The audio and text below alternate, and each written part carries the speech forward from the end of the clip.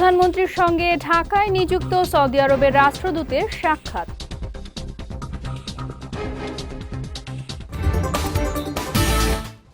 বিমানবন্দরে third terminal দ্রুত চালুর কথা ভাবছে সরকার, জানালেন বেসামরিক বিমান পরিবহন মন্ত্রী।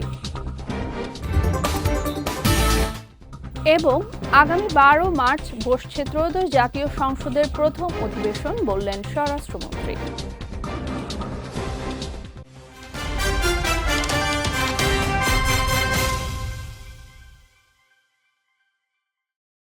আসসালামু আলাইকুম। পুষ্টিজা নিবেদিত বিজয় রাতের সংবাদে আমন্ত্রণ জানাচ্ছি আমি সাদিয়া রেজওয়ানা তন্নি। শুনছিলেন শিরোনাম, এবারে বিস্তারিত।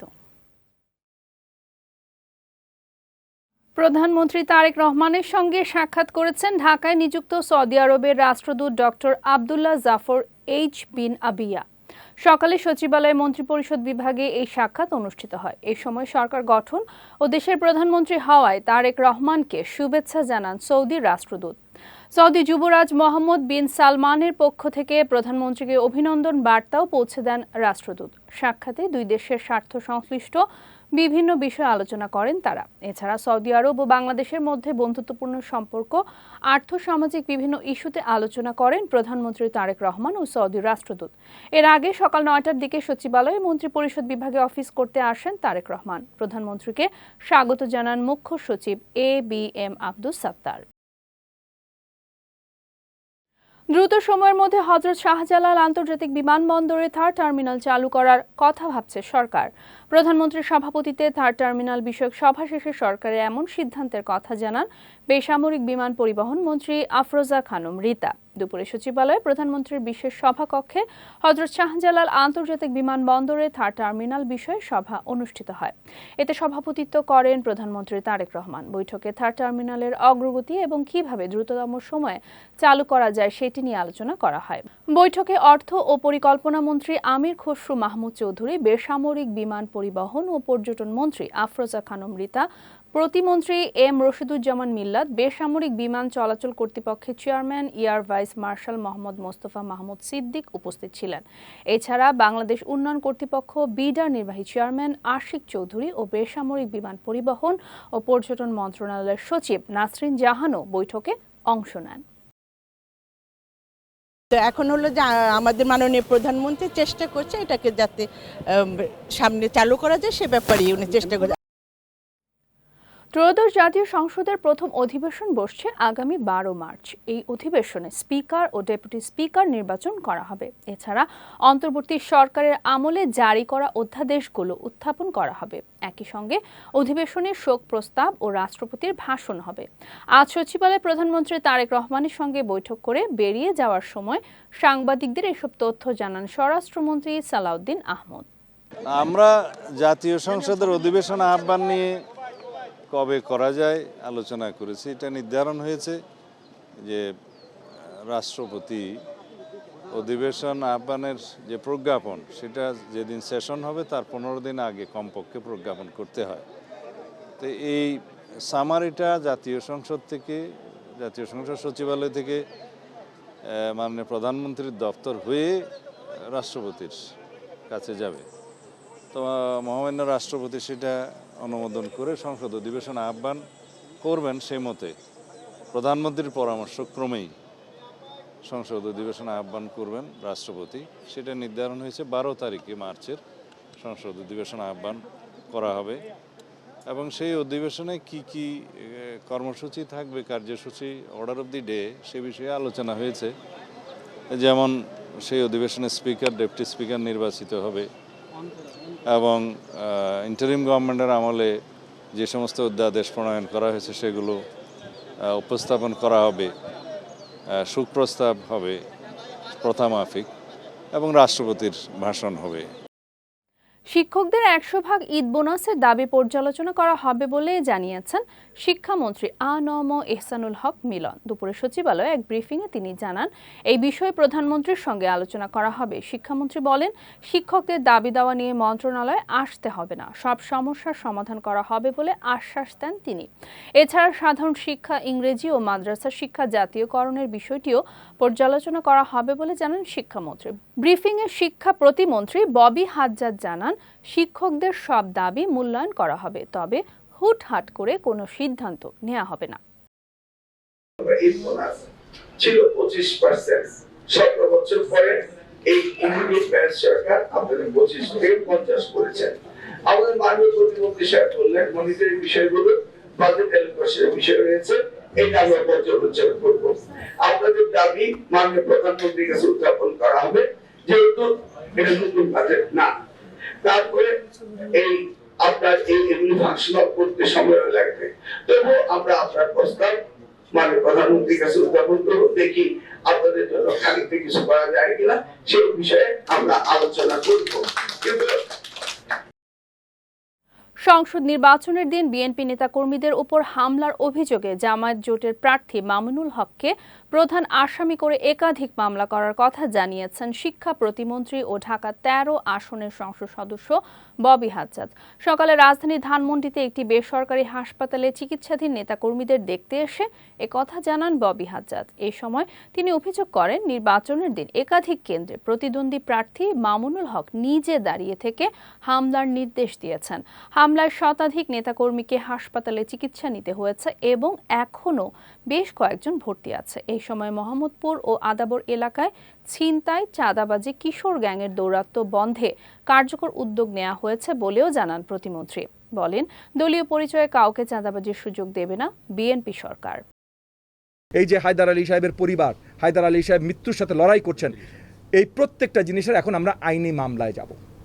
প্রত্যেকটা থানায় মামলা দেয়া হবে এবং কতগুলোতে সেন্টারে তখন প্রতিপক্ষ ক্যান্ডিডেট দাঁড়িয়ে অর্ডার দিয়েছে, সে দাঁড়িয়ে ওইখানে দাঁড়িয়ে প্রেজেন্ট দাঁড়িয়ে অর্ডার দিয়েছে এই হামলা করবার জন্য। তো সে হুকুমের আসামি তো মিনিমাম। এবং হায়দার আলী সাহেব যে মৃত্যুর সাথে লড়াই করছেন, এইটা তো ভাই অ্যাটেম্পট টু মার্ডার, এইটার হুকুমের আসামি তো সে মিনিমাম। এই প্রত্যেকটা মামলা আজকে এইখান থেকে বের হয়ে আপনাদেরকে আগে জানিয়ে দিচ্ছি, যেন কেউ না বলতে পারে যে ববি হাজ্জাজ যেইটা করে বা সেইটা করে। এবং আমরা অন্য কিচ্ছু করছি না ভাই, শুধুমাত্র আইনের বিচার চাইছি। এবং তবু আপনাদের বলে কয়ে চাইছি, কারণ আমরা কিন্তু সরকারে আছি, আমরা চাইলে অনেক কিছু করতে পারি, কিন্তু সেইটা সুন্দরভাবে গণতান্ত্রিক প্রক্রিয়া হবে না বলে আপনাদেরকে ডেকে নিয়ে আপনাদেরকে পরিষ্কার জানিয়ে, আপনাদের কোনো প্রশ্ন থাকলে সেই প্রশ্নগুলোর উত্তর পরিষ্কার আপনাদেরকে দিয়ে তারপর আমরা মামলাগুলো দায়ের করব। রাজধানীর উত্তরায় চেতনানাশক মেশানো পানি খেয়ে আয়েশা আক্তার নামের এক গৃহকর্ত্রীর মৃত্যুর ঘটনায় ওই বাসার গৃহকর্মীকে গ্রেফতার করেছে police bureau of investigation PBI. বৃহস্পতিবার গৃহকর্মী বিলকিসকে গাজীপুর থেকে গ্রেফতার করা হয়েছে। আজ সকালে পিবিআই ঢাকা মেট্রো উত্তর কার্যালয়ে এক সংবাদ সম্মেলনে এইসব তথ্য জানানো হয়। পুলিশ বলছে, ঘটনার 2 দিন আগে গৃহকর্মী হিসেবে নিয়োগ পায় বিলকিস। পূর্ব পরিকল্পনা অনুযায়ী পানির সঙ্গে চেতনানাশক মিশিয়ে খাওয়ানো হয় ভুক্তভোগী আয়েশা আক্তার ও তার স্বামী আনোয়ার হোসেনকে।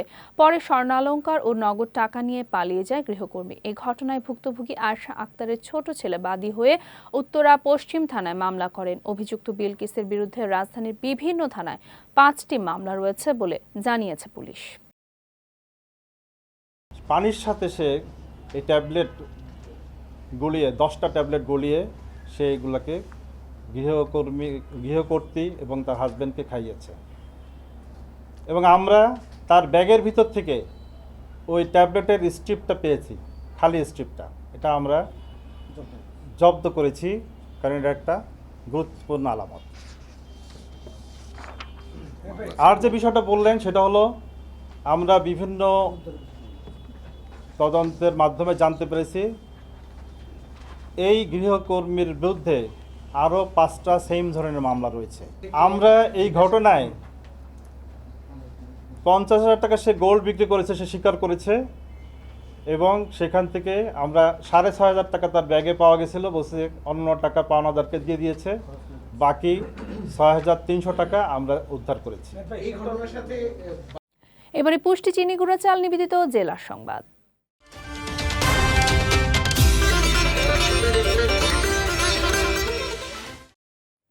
সরকার সারা দেশে 20,000 কিলোমিটার খাল পুনর্খনন করার পরিকল্পনা নিয়েছে, যা শীঘ্রই আনুষ্ঠানিকভাবে উদ্বোধন করা হবে বলে জানিয়েছেন তথ্য ও সম্প্রচার মন্ত্রী জহিরুদ্দিন স্বপন। সকালে বরিশালের গৌরনদী উপজেলার শরিকল ইউনিয়নে কাপলাতলী খাল পুনর্খনন কর্মসূচির উদ্বোধনকালে তিনি এই তথ্য জানান। জহিরুদ্দিন স্বপন বলেন, এই কর্মসূচির সঙ্গে একত্রে খালের দুই পাশে বৃক্ষরোপণের পরিকল্পনাও বাস্তবায়ন করা হচ্ছে। তিনি আরও জানান, সাবেক রাষ্ট্রপতি জিয়াউর রহমানের খাল খনন কর্মসূচি খাদ্য উৎপাদন বৃদ্ধি করতে সহায়তা করেছিল, তবে পরবর্তী সময়ে খালগুলোর ভরাট হয়ে যাওয়ায় কৃষি উৎপাদন ব্যাহত হয়। এখন প্রধানমন্ত্রী তারেক রহমানের নেতৃত্বে নতুন খাল খনন কর্মসূচি শুরু হয়েছে। এছাড়া সরকার দলীয় রাষ্ট্র গঠন করবে না এবং নির্বাচনী ব্যবস্থাকে প্রাতিষ্ঠানিক রূপ দেওয়ার জন্য কার্যক্রম চলবে বলেও জানান তথ্য ও সম্প্রচার মন্ত্রী। শহীদ জিয়াউর রহমানের খাল খনন কর্মসূচির মাধ্যমে আমরা তৎকালীন সময়ে খাদ্য উৎপাদনের বৃদ্ধির যে সুফল তা আজ প্রমাণিত একটা সত্য। পরবর্তীকালে খালগুলি মরে যাওয়ার কারণে কৃষি উৎপাদন যে ব্যাহত হয়েছে সে তথ্যও কিন্তু প্রমাণিত সত্য।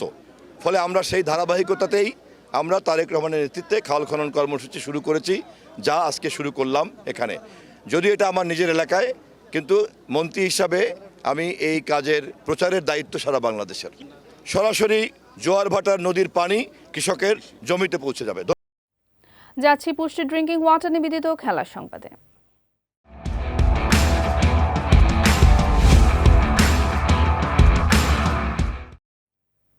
আইসিসির জানুয়ারি মাসের সেরা নারী ক্রিকেটারের সংক্ষিপ্ত তালিকায় জায়গা পেয়েছেন বাংলাদেশের ব্যাটার সোবহানা মোস্তারি। তার সঙ্গে মনোনয়ন পেয়েছেন আয়ারল্যান্ডের গ্যাবি লেউইস ও যুক্তরাষ্ট্রের টারা নরিস।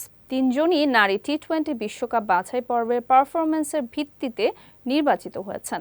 নেপালে অনুষ্ঠিত বাছাইয়ের চ্যাম্পিয়ন হয় বাংলাদেশ। টুর্নামেন্টে 6 ম্যাচে 45.80 গড় ও 145.85 স্ট্রাইক রেটে 229 রান করেন মোস্তারি।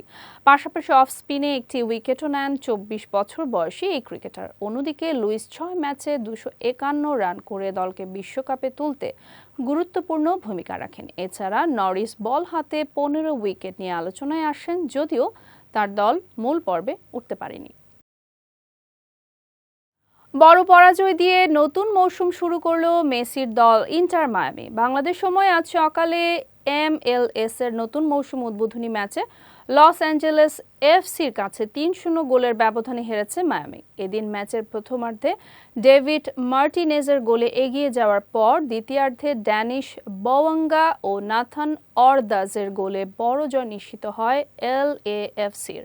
ম্যাচের পুরো 90 মিনিট খেললেও মায়ামির হয়ে পার্থক্য গড়ে দিতে ব্যর্থ হন অধিনায়ক মেসি। শেষ পর্যন্ত 3-0 গোলের বড় হার নিয়ে মাঠ ছাড়ে হ্যাভিয়ের মাসচেরানোর শিষ্যরা। এর আগে গত মৌসুমে লিওনেল মেসির জাদুতে MLS কাপ জিতে প্রথমবারের মতো ইতিহাস করেছিল ইন্টার মায়ামি। পুষ্টিচা নিবেদিত বিজয় রাতের সংবাদ শেষ করার আগে শিরোনামগুলো দেখে নিচ্ছে আরও একবার।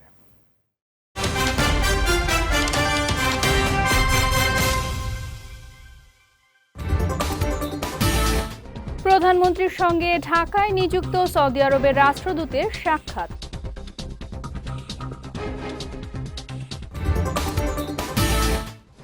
বিমানবন্দরে থার্ড টার্মিনাল দ্রুত চালুর কথা ভাবছে সরকার, জানালেন বেসামরিক বিমান পরিবহন মন্ত্রী। এবং আগামী 12 মার্চ বসছে ত্রয়োদশ জাতীয় সংসদের প্রথম অধিবেশন, বললেন স্বরাষ্ট্রমন্ত্রী।